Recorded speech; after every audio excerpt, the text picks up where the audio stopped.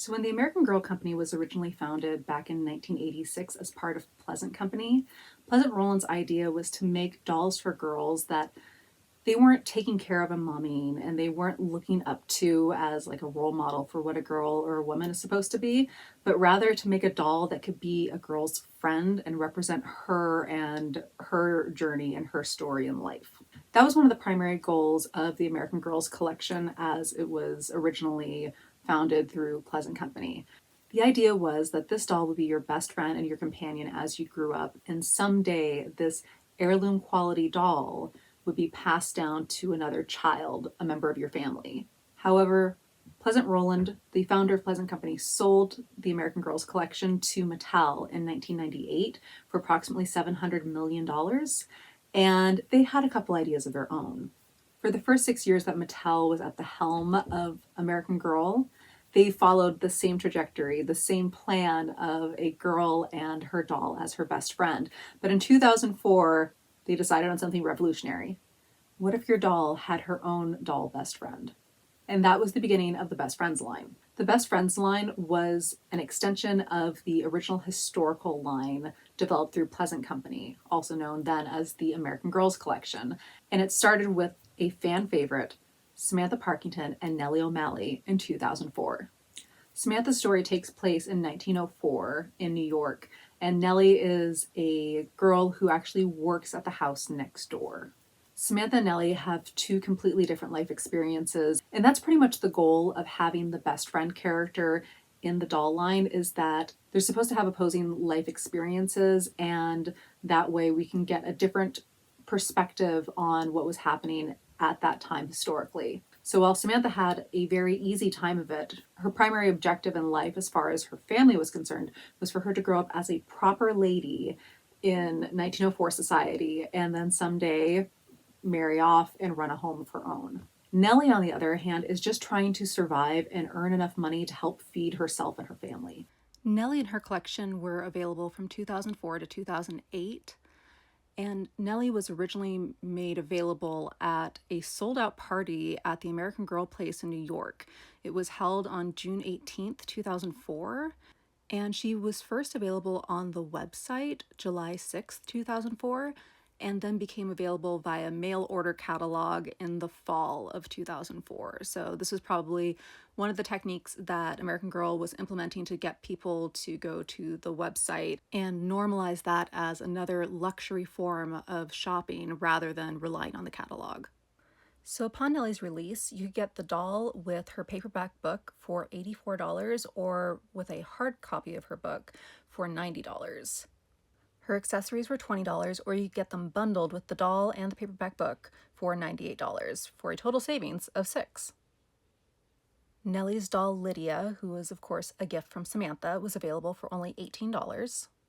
A mini doll of Nellie with a mini version of her own book was available for $20.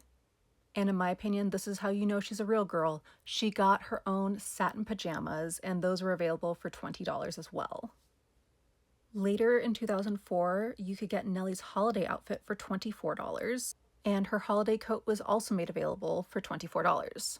In 2005, American Girl released Nellie's spring party dress for $22, and the Irish dance outfit of today was modeled by Nellie and is considered part of her collection, and that was available for $28. For context, it's important to acknowledge what a significant release Nellie was to longtime fans of American Girl. Nellie, while she wasn't released as a doll until 2004, had been introduced to people as a character in 1986 through Samantha's stories. Due to the juxtaposition of Nellie's heartbreaking circumstances and her general sweetness as a character, many people fell in love with her. She's an incredibly wonderful character and very easy to root for. And spoiler alert for anyone who does not know Samantha and Nellie's stories, but Nellie becomes orphaned during the course of those stories and ultimately is adopted by Samantha's family. I think because of her adoption into the Parkington family, that is why Nellie was able to get a doll ultimately. It was because with Nellie being adopted by the Parkington family, there is now a less controversial and more monetizable way to introduce her as a doll, making her a part of Samantha's collection while also allowing Nellie to have the nice things that we always wanted for her as an audience, provided a lot of catharsis for longtime fans of Nellie and Samantha. So all that having been said, Nellie's release was kind of a big deal. So there was first the event at the American Girl Place in New York in June of 2004 where she was introduced. Then her items went up for sale July 6th on the website, became available through the catalog later that fall. And then there was a sweepstakes that had a 5-week ramp up. Basically, every week you would answer a different question on the American Girl website. And that culminated in the week 5 question, which to answer properly, you would have to watch the Samantha movie airing on the WB for the first time. And then in 2005, we had the release of Elizabeth Cole, who is Felicity Merriman's best friend. So while Felicity and her family represent the patriots in the ongoing struggle towards independence in 1774, Elizabeth and her family represent the loyalists who remained loyal to the British Crown during the 13 colonies' struggle for independence. So before she was released as a doll, Elizabeth had a little bit of a makeover. In Felicity's original 1991 books, Elizabeth was described as a brunette with brown eyes, but in 2005 that was updated to blonde and blue-eyed. I've heard it theorized that American Girl changed the look of Elizabeth to match the actress who played her in Felicity's movie. However, as someone who used to work in film, that is just not probable. Firstly, American Girl usually has the dolls in production for about 2 years before the doll is actually released, so that timeline does not work out with the production of the film. Additionally, if a production wants a character to be true to their actual description, they will just give the actor a wig. They will dye their hair. They will do whatever they need to properly translate that character to screen. So I think that American Girl and Mattel just wanted to release a blonde doll with brushable hair into the historical line. Elizabeth's doll was available from 2005 to 2011. In 2005, you could get her doll in paperback for $87, her doll in hardback for $92, or you could do the save option and get her doll, her paperback, and her accessories for $100. Separately, her accessories were available for $20. Elizabeth had a fashion doll that was very reminiscent of Felicity's own fashion doll in that royal blue dress, and it was available for $18. Elizabeth's mini doll and mini meat book were available for $20. You could also get her holiday gown for $28. Her quilted cloak was available for $20. And her tea lesson gown was available for $28. You could also get Elizabeth's riding outfit for $28. You could get her night shift for $22. You could get her bedroom accessories for $28. You could get her bedding for $42. And you could get her bed and bedding for $118. The following year in 2006, Elizabeth's summer outfit was released for $28. What I found so interesting about reviewing these catalogs and these collections was that while Elizabeth was very much introduced as a companion to Felicity, over time she became much more of a dual character in that they actually changed some of the product descriptions to make them not specifically Felicity's, but just either Felicity or Elizabeth's. For example, the tilt-top tea table and chairs, try saying that 5 times fast, was available for $98, and its original description started Felicity's wooden tea table, and then later changed to wooden tea table features. So it removed a character-specific description, making it more of a neutral piece that can be used by either doll. Similar edits were made to the Colonial tea set, which was available for $48. The original description specifically said, "Help Felicity practice," and that was later changed to just a direct description of the pieces without naming either character.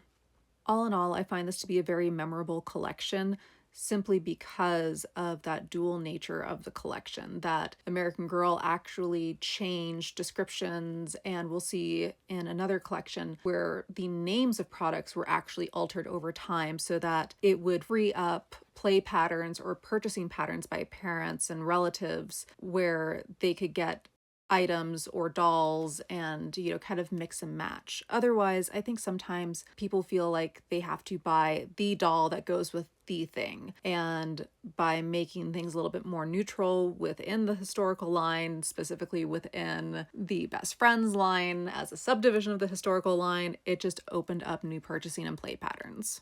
I found it very interesting that all of their bedroom furniture was interchangeable. They have the same base bed, the same side table, the same bedroom accessories. Now, historically, this could actually be explained away by saying that, well, they're in the same socioeconomic class and they live in the same town, therefore, they're going to be acquiring household items through the same means. I also found it pretty funny that the 2-doll clothes press that was available, it looks like a proper, historically accurate clothes press from the outside, but really, you just stuff 2 dolls in it. This is just the perfect intersection of dolls and colonial nerdiness. It's perfect. All right, let's get to our next duo. Emily Bennett was released in 2006 as a companion for Molly Micintire. Molly's story takes place in 1944 during World War II. And Emily is a child who has been displaced from Britain and is now staying in the US while the war goes on. Emily represents the many children who were displaced from Britain during World War II and were actually sent to the States for safety. Molly and Emily weren't actually best friends in their story, but this is a really good example of how the dolls that were chosen for the best friends line weren't necessarily the best friend of the character in their storybooks, but rather a character who could be developed somewhat separately from the main character to teach a different perspective on history. Emily was available from 2006 to 2013, and initially you could get her and her paperback for $87, or you could get her doll and her hardback for $92. You could get the save option that included her doll, her paperback book, and her accessories for $102, or you could just get her accessories on their own for $20. She also had a mini doll and mini meat book, which I believe was $20. You could get her dog Yank for $18. Emily's dog Yank was also available in a 2-pack with Molly's dog Bennett, and that little puppy 2-pack was $32. And let's take a moment to appreciate the cuteness of the naming conventions that were used for these dogs. Each girl had a dog who was, in essence, named after the other girl. So Yank, of course, is a colloquialism for an American. Emily's dog, Yank, right? And then Molly's dog was named Bennett. Emily Bennett is her friend. How cute is this? Also, I love that the dogs are actually color swaps of one another. So one is brown with white spots, the other one is white with brown spots. It's just really cute. Again, playing off of the duality of the historical experiences. Okay, back to the clothes. So you could also get Emily's tap costume for $28. Her holiday outfit was available for $24. And then you could get her snowsuit, which is my favorite piece in her entire collection, for $26. Of course, for her to get proper use out of her snowsuit, then she needs her wooden sled for $40. And then Emily, too, is a real girl. She has her own pajamas for $20. Emily's robe and slippers were also available for $22. I really think she has some of the cutest pajamas in the entire American Girl pantheon. I'm just a sucker for matching PJs like that, but also her robe just looks so plush. In 2007, Emily got a few more releases, starting with her recital outfit for $24. There was also Emily's 2-piece swimsuit for dolls, which was $24, and Emily's flutophone set for $20. Emily's collection never became as enmeshed in Molly's collection as, say, Elizabeth's was in Felicity's. She very much felt like someone who was coming to visit and wasn't going to be around for very long, unfortunately. All of the furniture pieces were Molly's. Nothing actually belonged to Emily in that regard, but that is also true to her story, so I think that's completely valid. And in 2007, Julie Albright's best friend, Ivy Ling, was released. Julie's era was 1974. Ivy Ling was the very first doll in the historical line to offer Asian American representation, which was very, very important. And one of the reasons that people were so devastated by the discontinuation of the best friends line was because we lost really good representation. So while Julie's story in many ways centered around the feminist movement, her mom being a divorced single parent, Julie wanting to play on the basketball team when it's a boys only sport at that point in the 1970s. We see that Ivy Ling is fighting her own battles, trying to find a sense of balance between her identity as both a Chinese American and just an American kid. Ivy Ling was available from 2007 to 2014. And in 2007, you could get Ivy and her paperback for $87. However, it wasn't an option to get Ivy with a hardback. You could get her hardback separately for $12.95. You could get a paperback separately for $6.95, but the option to get Ivy with a hardback book just wasn't there. Now, you could do a save option and get Ivy, her paperback, and her accessories for $102, or you could purchase her accessories separately for $20. The only other outfit available at the time of her release was her New Year's outfit for $24. And while Ivy was released in 2007, she didn't even get a mini doll until 2011, 4 years later. And Ivy had to wait a total of 5 years to get a third outfit. Her rainbow romper was not released until 2012. Ivy's release at first glance is really, really shady. I honestly had never looked into Julie or Ivy's collection prior to this video because I've never been interested in 70s pop culture, to be honest. So I was absolutely floored when I realized that they were released at the same time, but Ivy, the first Asian American doll in the historical line, was immediately relegated to being the sidekick. All of the previous best friend dolls in this line were given a full 2-page spread where you could see the doll life-sized or approximately life-sized like the old Pleasant Company catalogs did with the original 3. Ivy didn't get that. Ivy and Julie were released at the same time. Julie got that full 2-page spread. Ivy was shoved in a corner. So this image was taken from, I believe, the second catalog that featured Ivy and Julie after their release. You can see Julie dressed in her pink historical pajamas and then a girl dressed in the dress like your doll matching pajamas. The blue pajamas, on the other hand, I've actually seen referred to as Ivy's pajamas. I thought those were Ivy's pajamas. No, they are just random blue pajamas that are being modeled by a random look-alike doll. Why, if you're going to have Julie in her historical pajamas, would you have her with another doll, just some random doll? Why wouldn't you make it Ivy? Like, tell me, American Girl, that you don't want to release your doll without telling me you don't want to release your doll. Truly, when you look at how Ivy's release was handled, they gave her a really small collection. They didn't give her a mini doll for 4 years. They didn't give her a third outfit for 5 years. They didn't feature her as prominently as they featured past best friend dolls. She and Julie didn't get a movie. It's like American Girl did everything possible to undercut Ivy's release. I just don't understand. The other major difference with this best friend line release in relation to the previous ones is that the previous ones all had a film featuring both characters released the same year as the best friend doll. Now, Julie and Ivy, there actually was a planned movie musical to be released in 2007, but that was scrapped. Instead, in 2015, we got some independent shorts uploaded to the American Girl YouTube page about Ivy and Julie, and then in 2017, we finally got an Ivy and Julie film. And that film was released by Amazon. I believe that was part of the 4-picture deal established between American Girl and Amazon Studios in 2014. And in 2008, we got Ruthie Smithens, who is Kit Kittredge's best friend. And Kit's story takes place in 1934. Her best friend, Ruthie Smithens, is not affected by the Depression the same way that Kit's family is. And while Kit's family is struggling and trying to really put money together, Ruthie's family is very dissimilarly affected by the Depression. Again, having the best friend character helps to depict those dual responses to the same historical events. Ruthie was available from 2008 to 2014. In 2008, you could get Ruthie and her paperback for $90. You could get Ruthie and her hardback. Yes, Ruthie got a hardback option for $95.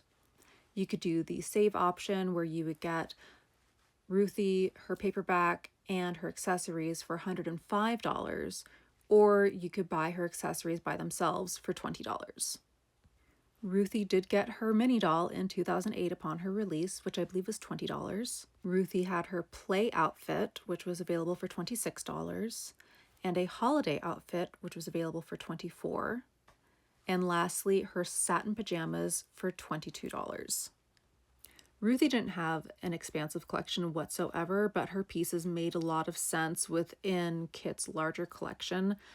It was definitely on the smaller side, which leads me to believe that this was already the winding down of the Best Friends line. It would also behoove me to mention that Kit had her theatrical film release in 2008, and of course that did feature both Kit and Ruthie. So for American Girl, this was a return to form. They released Kit's movie featuring Ruthie the same year that they released the Ruthie companion doll. I do also think it's important to mention that this was all taking place during the Great Recession. That started in December of 2007 and didn't really conclude until the summer of 2009. I had always wondered how much of an effect the Great Recession had on American Girl, not just the company, but the consumers, and therefore how American Girl as a company was strategizing. And I definitely noticed a change in the catalog and the company's offerings around the time of the Great Recession. All that having been said, because while Ruthie was released in 2008, the following years, 2009 and 2010, there aren't any releases for the Best Friends collection. Instead, there's a major pause while American Girl works on their next big project. So Cecile Rey and Marie Grace Gardner technically are not a part of the Best Friends line, but I still think that they count. They weren't considered part of the Best Friends line because they were released as companions to one another and not a main doll with a best friend companion doll. I find them to be an extension of this same world building that American Girl was doing, allowing for dual perspectives on the same historical events to be discussed and again lived out through mimetic play with these small historical items. And so I think it's actually really important to include Cecile Rey and Marie Grace Gardner into the Best Friends line holistically because, one wasn't the best friend. They were both the best friends. So I include them, so we'll talk about them as well. And American Girl's next big project was the combined release of Cecile Rey and Marie Grace Gardner. And again, some sources don't consider them part of the Best Friends line. The catalogs clearly lump them in with the Best Friends line. I consider them part of the Best Friends line. One, they're best friends, but two, they provide that dual perspective on historical events. All right, so we'll start with Cecile. Now, Cecile was available from 2011 to 2014, and upon her release, you could get Cecile with her paperback for $100. The option for a hardback with the doll was once again discontinued, but you could choose that option to get the doll, her paperback, and her accessories for $119 for a savings of $5. Or you could purchase her accessories separately for $24. Cecile, of course, had a mini doll, which I believe was $20. You could also get Cecile's parrot and games for $38. You could get Cecile's parlor outfit for $28. Cecile's nightwear was available for $28. And Cecile's special dress was $28. And in 2012, American Girl released Cecile's summer outfit. All right, now let's take a look at Marie Grace Gardner. Marie Grace was available from 2011 to 2014. And in 2011, you could get Marie Grace and her paperback for $100. Again, the option to get a hardback was discontinued, but you could get that bundled option of Marie Grace, her paperback book, and her accessories for $119 for savings of $5, or you could purchase her accessories separately for $24. Marie Grace, of course, had her mini doll, which was available for $20. Her dog, Argo, was available for $28. She had her skirt set for $28, her nightgown for $24, and her party outfit for $34. And in 2012, American Girl released Marie Grace's summer outfit for $36. Now, what I found so interesting about their collection was while they were released simultaneously, some pieces in their collection were neutral. They were shared by both characters equally, while others shifted over time. Some of the items that were specifically meant for one character or the other slowly became shared pieces. So let's go over their combined collection. First, there's the crinoline and chemise for $24. This was originally a shared item between Marie Grace and Cecile Rey and was later added into Addie's collection after Marie Grace and Cecile Rey were retired. Next is the fancy dress, which is being modeled by Marie Grace here, but is a shared item between both girls, and that was $28. Next are the fancy boots for $16, another shared item. And then we have the fairy costume accessories for $20. And the last of the shared clothing pieces is the fancy coat, which was $24. Next is Cecile's bed and bedding for $125. That later became part of Marie Grace's collection also, but was just known as the half canopy bed in Marie Grace's collection. Next is Marie Grace's vanity set for $80, and this later became a shared piece with Cecile Rey and was just the vanity set. The next item is Cecile's parlor desk. I never noticed this change names or become a neutral piece within their collection. I've seen it listed in other databases as being a part of their shared collection. However, from everything I've found, it actually remained in Cecile's collection alone. So I'm adding this here to satiate any curiosity about it, but it does seem to just be Cecile's. And lastly, the banquet table and treats for $150. This was always a shared neutral piece, and after Marie Grace and Cecile Rey were retired in 2014, some of these pieces were reused in Caroline Abbott's collection. All in all, the Best Friends line went through a lot of changes. It definitely had some high points and some really fabulous pieces, but on the other hand, there were some pretty problematic things, especially with Ivy's collection or the lack thereof. Ultimately, this line was discontinued in 2014. All of the dolls and items were retired or archived, and it was replaced by Be Forever. All right, guys. Well, thank you so much. Let me know down in the comments if you want to see the Best Friends line come back. Let me know, out of all of the historical characters who didn't get a best friend, who would you most like to see get a release of a best friend? I know a lot of people would like to see Singing Bird, Kirsten's friend, get some sort of a release. I think giving Kirsten a best friend and Singing Bird would be really beautiful. It's just one of those things that American Girl would have to work very hard at. Be very intentional about the design decisions that they make in regards to Singing Bird, the same way that they did with Kaya. So they would need to have that same kind of involvement from Singing Bird's tribe, etc. They would need to build out a whole advisory board the same way, but I think that could be a really beautiful doll and would provide a lot of representation. And I would love to see the best friend line come back in totality, especially Ivy Ling. I think that would be such a beautiful addition to American Girl's current lineup. Let me know your thoughts about the Best Friends collection down in the comments, and I will see you in the next one. Bye.